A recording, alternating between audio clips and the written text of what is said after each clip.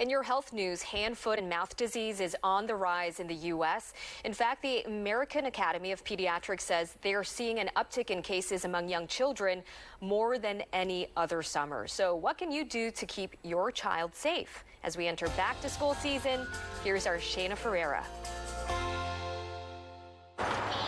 It's the term no parent of a young child likes to hear. Hand, foot, and mouth disease. It's a very contagious virus. Most common amongst the youngest of children.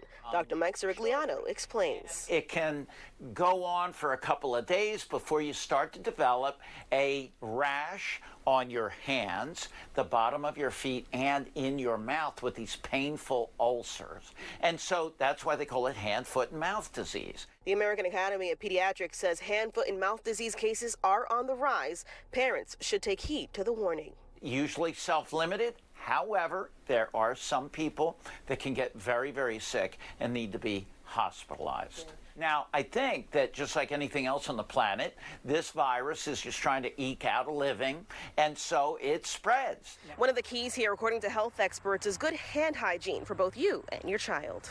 Washing your hands. Make sure that you teach your kids how to wash their hands properly, how to stay safe, and hopefully they'll be just fine. And because there's no treatment or vaccine for hand, foot, and mouth disease, parents should simply keep a watchful eye. If you notice that your child is ill, the best thing is to get someone to guide you through the shark-infested waters of illness, and that would be your pediatrician, your healthcare provider that deals with your children regularly. When did she get hand, foot, and mouth? It was 2. Sia Gathers says as a parent of a now 4-year-old, she's now hyper aware of the risks. Keep their hands washed, make sure they're not putting anything in their mouth. Just the name of the game, though, for kids at this age. There's data on kids that go to daycare. They get sicker early on, but then they do better later in life. Kids who are going to daycare, they get sick, they get these viruses and things, but then they have immunity, and later in life they're less prone